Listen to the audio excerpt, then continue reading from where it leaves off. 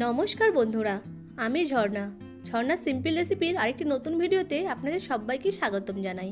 কেমন আছেন সবাই? আশা করছি ভালো আছেন। আজকে আমি আপনাদের সাথে লাউ দিয়ে দু ধরনের রেসিপি শেয়ার করব। দুটো রেসিপি খেতে দারুণ সুস্বাদু হয়। লাউ আমাদের শরীরের পক্ষে খুবই উপকারী। আজকে আমার রেসিপিগুলো ফলো করে একবার বাড়িতে বানিয়ে দেখবেন। যারা লাউ খেতে পছন্দ করেন না তারাও চেয়ে খাবে। চলুন তাহলে রেসিপিটা শুরু করি। এখানে আমি একটা লাউ নিয়ে 4 ভাগে ভাগ করে নিয়েছি। এবার চাকুর সাহায্যে লাউয়ের খোসাগুলো একটু মোটা করে কেটে নেব। আপনারা চাইলে পাতলা করেও কেটে নিতে পারেন, তবে বাড়িতে বেশি মানুষ থাকলে খোসাগুলো একটু মোটা করে কাটলে পরিমাণে একটু বেশি হয়। লাউয়ের খোসাগুলো আমি ফেলে দেব না, এই খোসাগুলো দিয়েই খোসা বাটা বা ভর্তা রেসিপি শেয়ার করব। লাউয়ের মধ্যে যেহেতু জলের পরিমাণ বেশি থাকে, তাই গরমকালে শরীর হাইড্রেট রাখতে লাউ খাওয়া খুবই উপকারী। সব লাউয়ের খোসা ছাড়ানো হয়ে গেছে। এবার এই খোসাগুলোকে একটা পাত্রে রেখে জল দিয়ে ভালো করে ধুয়ে নেব।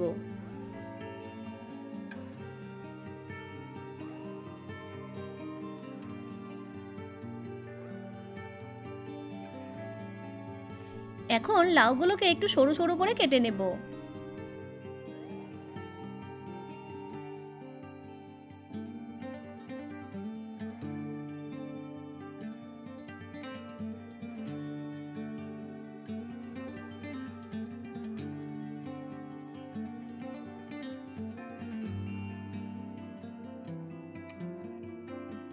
সব লাউগুলো কাটা হয়ে গেছে।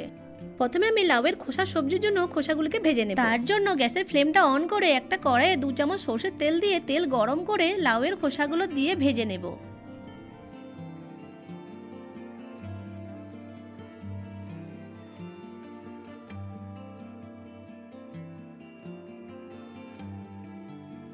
খোসাগুলো একটু নেড়েচেড়ে ভেজে দিয়ে দিব হাফটা টমেটো, 4 কোয়া রসুন আর 2টো কাঁচা লঙ্কা। সব কিছুকে নেড়েচেড়ে ভেজে নেব।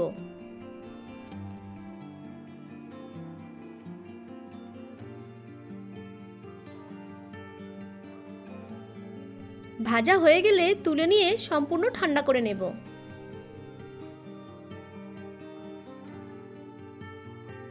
খোসাগুলো ঠান্ডা হতে থাক, ওইদিকে লাউয়ের তরকারিটা বানিয়ে নেব। তার জন্য একটা কড়াইয়ে একটু সরষের তেল দিয়ে তেল গরম করে কিছু চিনেবাদাম দিয়ে চিনেবাদামগুলোকে ভেজে নেব। এই বাদামগুলোকে ভেজে গুঁড়িয়ে দুটো সবজিতেই ইউজ করব, তবে এটি অপশনাল, আপনারা না চাইলে নাও করতে পারেন। তবে চাইলে এটা একবার ব্যবহার করে দেখতে পারেন, তরকারির টেস্টটা কয়েক গুণ বেড়ে যায়। বাদামগুলো ভাজা হয়ে গেলে তুলে নেব। এবার ওই তেলেই কিছু বড়ি দিয়ে বড়িগুলোকে ভেজে নেব।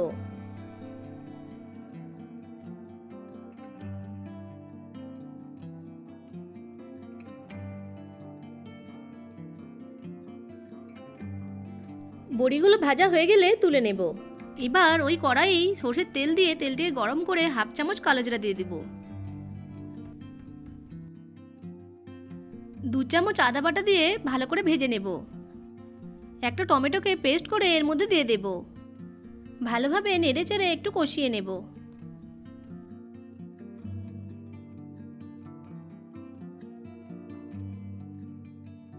দুটো কাঁচা লঙ্কাকে চিড়ে দিয়ে দেব।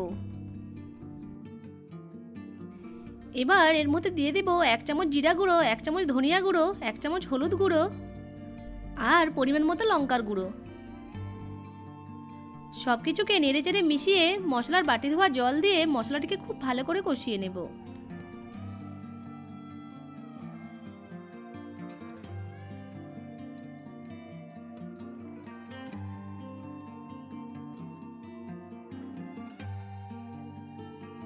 মশলা থেকে তেল ছেড়ে এলে কেটে রাখা লাউগুলো দিয়ে দেব। স্বাদ মতো লবণ যোগ করে মশলার সাথে লাউগুলোকে খুব ভালো করে মিশিয়ে ঢাকা দিয়ে সেদ্ধ করে নেব।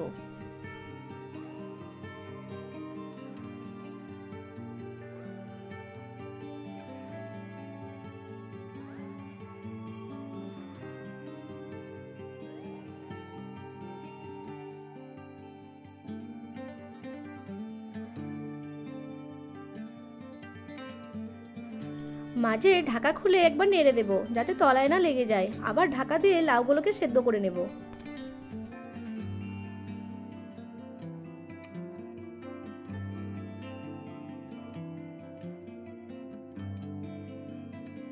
লাউগুলো সেদ্ধ হয়ে গেলে এর মধ্যে হাফ চামচ চিনি যোগ করে দেব।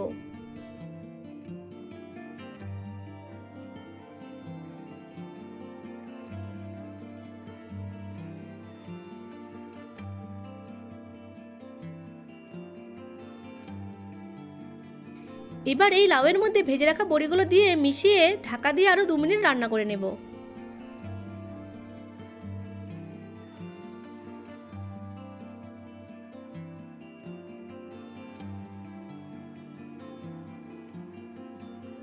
দু মিনিট পর এর মধ্যে দিয়ে দেবো 1/4 চামচ গরম মশলা।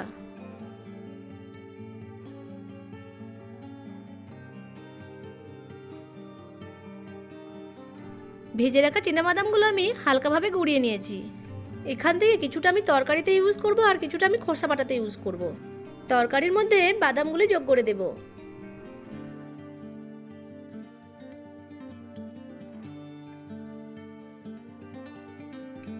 নেড়ে চেড়ে খুব ভালো করে মিশিয়ে নেব।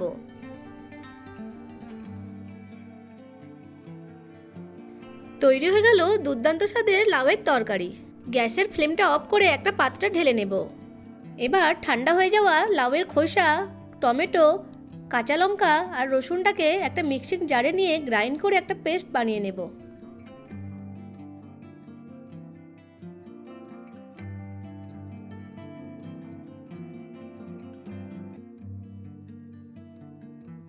এবার একটা কড়াইয়ে তেল নিয়ে তেলটিকে গরম করে হাফ চামচ কালো জিরা দিয়ে দিব। একটা পেঁয়াজকে স্লাইস করে কেটে তেলের মধ্যে দিয়ে ভেজে নেব।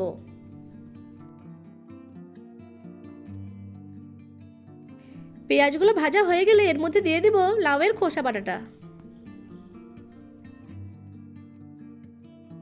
দিয়ে দেব স্বাদ মতো লবণ, 1 চামচ হলুদের গুঁড়ো, 1 চামচ জিরা গুঁড়ো। সব কিছুকে খুব ভালো করে মিশিয়ে নেব।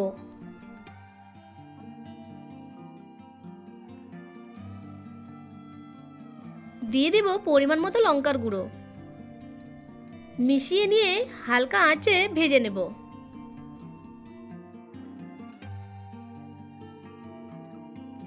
এবার এর মধ্যে 1/4 চামচ চিনি যোগ করে মিশিয়ে নেব।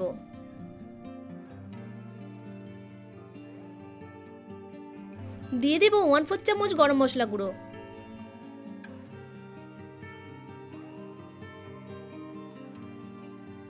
এখন এর মধ্যে গুঁড়ো করে রাখা বাদামগুলো যোগ করে দেব। ভালো করে মিশিয়ে নেব।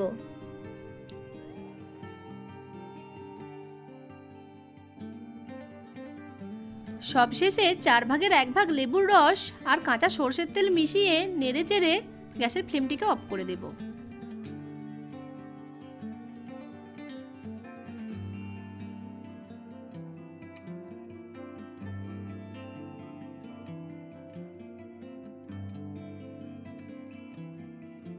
তৈরি হয়ে গেল লাউয়ের খোসা বাটা বা ভর্তা। এখন একটা প্লেটে তুলে নেব।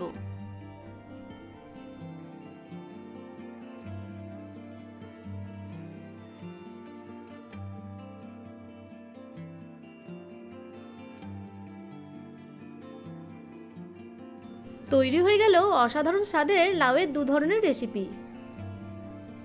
এইভাবে একবার বানিয়ে খেয়ে দেখবেন আর কমেন্ট করে আমাকে জানাতে ভুলবেন না রেসিপিগুলো কেমন হয়েছে। আশা করছি আজকের রেসিপিগুলো আপনাদের ভালো লেগেছে। ভালো লাগলে আমার ভিডিওটি লাইক, কমেন্ট, শেয়ার আর চ্যানেলটিকে সাবস্ক্রাইব করে পাশে থাকা বেল আইকনটি অন করে দেবেন আমার পরবর্তী ভিডিও নোটিফিকেশন সবার আগে পাওয়ার জন্য। ভিডিওটি প্রথম থেকে শেষ পর্যন্ত দেখার জন্য আপনাদেরকে অসংখ্য ধন্যবাদ।